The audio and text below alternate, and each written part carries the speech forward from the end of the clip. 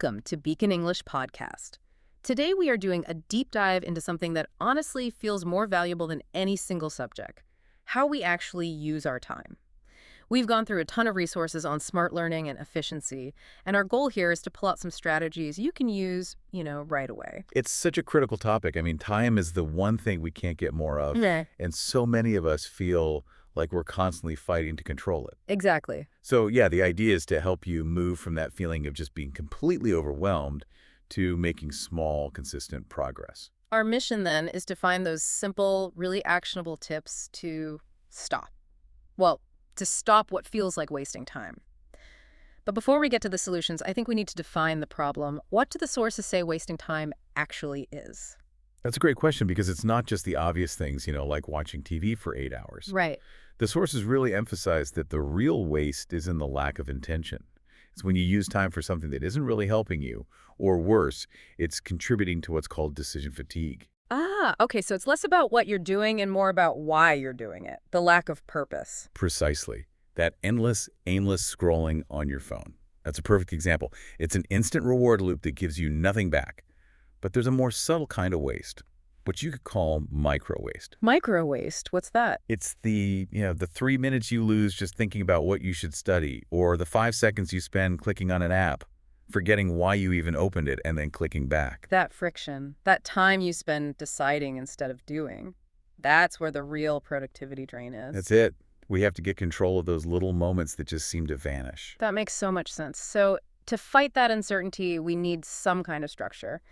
Okay, let's unpack this a bit. What's the very first step to being more intentional with our time? The first, and maybe the most important tip, is having a plan.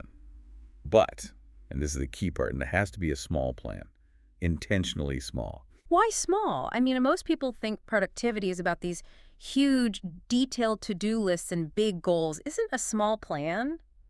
Well, isn't it sacrificing ambition? That's a really fair point, and it gets to the heart of the psychological barrier. A big goal, let's say, I'm going to master 100 new vocabulary words today. Yeah, that sounds impossible. It feels impossible. It creates this huge mental wall. Psychologists call it high activation energy. Yeah. You look at that goal, and your brain just says, nope, can't do that right now, and so you put it off. You procrastinate. So the time you waste is actually spent avoiding the task because it just looks too hard. It is. A small plan is designed to completely remove that avoidance. So instead of 100 words, your goal is just, today I will learn 3 new words in English. Just 3. That feels completely different. It goes from being this huge, overwhelming task to something trivial, something you can't really make an excuse not to do. That's exactly right. The goal is so easy that you get rid of all that time spent thinking or debating or feeling anxious about it. And there's a powerful thing happening in your brain here, something sometimes called the Zeigarnik effect. Can you explain that a little? Sure. The Zeigarnik effect basically says our brains don't like unfinished tasks. So if you just commit to learning 3 words, the effort to start is almost zero. And once you start, your brain actually wants to finish. It builds momentum. 100 words feels like you're setting yourself up for failure, but 3 words feels like an instant win. An instant win. And that win makes you want to do it again tomorrow. That consistency is so much more powerful than one big, ambitious day of studying. Can you give us another example of a small plan like that? It just needs to be specific and manageable. Something like, today I will listen to 1 song in English, and I'll read the lyrics while I listen. Or even, I'll read just 1 paragraph of that report for work. The simplicity is the key. You know exactly what you need to do, so you don't waste any time deciding. Exactly. You're bypassing that entire decision process and putting that energy directly into the action itself. Okay, so we've got the small, low-friction plan. But that brings up the next big problem, right? Time itself. Most of us don't just have a free hour sitting around. This is where I think it gets really interesting. How do we actually find the time to do this stuff? And that leads us right into the second big tip, which is all about leveraging small moments of time. Okay. These are those little gaps in the day, the 5 or 10 minutes that we usually just write off as being too short to do anything useful. The time you spend waiting in line or on the bus or waiting for a meeting to start, the time we all spend just scrolling on our phones. Precisely those moments. Those little gaps are so easy to waste without even realizing it. But if you're intentional, you can use a technique sometimes called habit stacking. Habit stacking, how does that work here? You link your small, planned task to something you already do every day. So, for example, when I'm waiting for the coffee maker to finish that's your existing routine, I'll open my app and review my 3 new words. That's the new habit. I see. So you're basically attaching the new habit to an old one, making Yeah. it automatic. But what can you really get done in just 5 minutes? A surprising amount, actually. You might not learn a whole new concept, but you can review and reinforce what you already learned. That 5 minutes of review on the bus is often the difference between remembering those 3 words and forgetting them by the afternoon. And the real power is how it all adds up over time. Yes, that's the add-up principle. If you find 3 of those 5-minute slots in a day, that's 15 minutes of focused work. Over a week, that's almost 2 hours of study time that you just found. You found it. You didn't have to schedule it or clear your calendar. It's repurposed time that would have just disappeared into, the internet. It completely changes the question from where can I find an hour to what can I do for 60 seconds right now? That is a game changer for anyone who feels like they have no time. Okay, so we have the small plan, and we know to use small moments to get it done. But there's still the motivation piece. If learning feels like a chore, you waste a lot of energy just trying to start. So, tip number 3 must be about making it fun, right? It has to be. The sources are really clear on this. You can't rely on willpower forever. You need enjoyment. The goal is to find what's called an optimal challenge. Optimal challenge. Yeah, it's an activity that's just hard enough to keep you engaged, but not so hard that you get frustrated. That's where you find that state of flow. So you connect your learning to something you actually like doing anyway? What are some examples of that? Watching movies or shows in English is a classic one, and it's so effective. You get caught up in the story, which actually helps you remember things better. You can start with subtitles, then switch to English subtitles, and then eventually try it with no subtitles at all. That's great because you can actually see your progress. It's motivating. What about something like music? Music is fantastic. You listen to a song, you read the lyrics, and you pick up all this natural conversational language. But the sources also point to something more physical. You mean singing. I remember seeing that. Why is singing so helpful? Singing actually changes the way you use the muscles in your mouth and throat. When you sing along, you're practicing the rhythm and the melody of the language. It physically trains you to make English sounds correctly instead of defaulting to the sounds from your native language. Wow. So it's basically pronunciation practice disguised as fun. It's the best kind of practice, but it could be anything, really. Playing video games in English, reading simple comics, even just having a 10-minute chat with a friend. The important thing is that you find what you enjoy. If it's fun, you'll stop wasting time trying to motivate yourself to do it. The enjoyment becomes the motivation, and that's what makes the habit stick. It turns what could be a struggle into a happy, productive part of your day. Okay, so we have these 3 really powerful ideas. Make a small plan, use small moments, and make learning fun.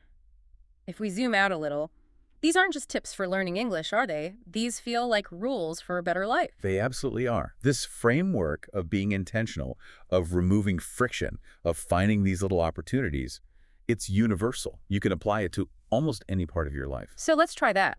How would you apply tip 1, the small plan, to just general daily life, that endless to-do list that everyone has? You use the exact same logic. Instead of writing down 20 things you think you need to do, you identify the 3 most important high-impact tasks for that day. Just 3. For example. It could be go to the supermarket, call my mom, and read 1 chapter of my book. Right. Or for work, finish the draft of that email, schedule that dentist appointment, and spend 15 minutes cleaning my desk. Those 3 things feel manageable, finite. They are. And as soon as you finish them, you get that same psychological win. You feel productive. You feel like you controlled your day instead of letting it just happen to you. It dramatically reduces that end-of-day stress. In tip 2, using the small moments, how does that work outside of studying? That's where we fight back against the phone. You're waiting for an elevator. Use that 1 minute to delete junk from your email inbox instead of refreshing social media. Stuck in traffic? Listen to a quick news summary podcast instead of the radio. Or even more personally, you could use that minute to send a note message to a friend, to connect with someone. That turns wasted time into something meaningful. That is a beautiful use of that time. It's about swapping a passive, empty habit with an active, intentional one. And then finally, tip 3, make it fun. This one is huge for things we dread, like exercise. Oh, yeah. So many people see the gym as just this chore they have to get through. And that's why it's so hard to be consistent. So instead of forcing yourself onto a boring treadmill, Find a physical activity that you actually think is fun. Join a soccer league, or a dance class, or a volleyball team. If it's fun, it doesn't feel like work. It feels like a happy time that also happens to be good for your health. It's not a waste of time. It's a valuable part of your life. It's amazing how applying these simple learning ideas can make your whole life feel less scattered and, well, less overwhelming. It all comes back to that one core idea, Yeah. intentionality. But that does bring up a really important question. If we're so focused on using our time well, what about rest? Is resting just another form of wasting time? No. And the sources are very, very clear about this. Resting is not a waste of time. It is a vital, necessary part of being productive. We get those two things confused all the time, don't we? Being busy versus being productive. We do. Your brain needs downtime. If you're constantly working, you don't give it the chance to process information, to consolidate memories, to solve problems. Real rest is when the learning actually sinks in. So taking a break on purpose actually makes the time you do spend working more effective. Think of it like charging a battery. It's strategic. Sometimes the most productive thing you can do for your next hour's work is to step away from it for 10 minutes and just breathe. I love that battery analogy. It really clarifies that the goal isn't to work every second of the day. The goal isn't constant work. The real definition of don't waste time is to use your time for good things. And that list of good things includes learning, working, having fun, and resting. It's about finding the right balance. A good balance and being intentional. That's the secret. You decide how your time is spent. You don't just let it slip away. This has been such an insightful way to look at something we all struggle with. The psychology behind it is fascinating. And it really shows that intentionality is the key, not just for better learning, but for a less stressful, more fulfilling life. So to recap for everyone listening, make a small plan, use your small moments, and always try to make learning fun. And we want to leave you with one final thought to consider this week. We've established that intentionality is key, and that rest is an intentional act. So if you had just 10 extra minutes today, what is the single most enjoyable thing you could do in that time that would charge your mental battery for tomorrow? Apply these simple ideas, and you really will notice a huge difference in your progress and your sense of control. Until our next deep dive, use your time wisely.